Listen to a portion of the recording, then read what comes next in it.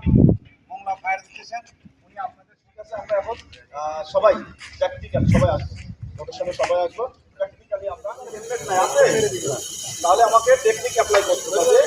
Helmet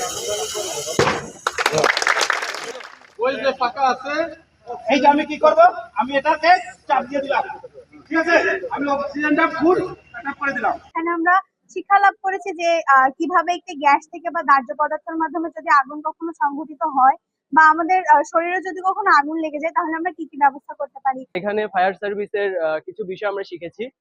বিভিন্ন দুর্যোগ, আগুন লাগা অথবা বিভিন্ন ধরনের অ্যাক্সিডেন্ট, সেটি থেকে কিভাবে আমরা খুব সহজে নিজেদের হাতের কাছে জিনিসপত্র অথবা নিজেদের প্রাথমিক বুদ্ধি খাটিয়ে আমরা যেভাবে আহ, সমস্যাটাকে সমাধান করতে পারি সেটা আমাদের শেখানো হয়েছে। সকাল 9টা থেকে 11টা পর্যন্ত কোস্টগার্ড বেস মংলা কর্তৃক তারুণ্যর উৎসব 2025 শীর্ষক দুর্যোগকালীন সময়ে উদ্ধার অভিযান বিষয়ক কর্মশালা ও জনসচেতনামূলক কার্যক্রম পরিচালনা করা হয়। উক্ত কর্মশালায় মংলার বিভিন্ন স্থানীয় স্কুল ও কলেজের শিক্ষার্থী, কিশোর ও তরুণদের সম্পৃক্ততায় প্রাকৃতিক দুর্যোগের উপর বিশেষ আলোচনা ও অগ্নি নির্বাপনের ওপর ব্যবহারিক প্রশিক্ষণ অনুষ্ঠিত হয়।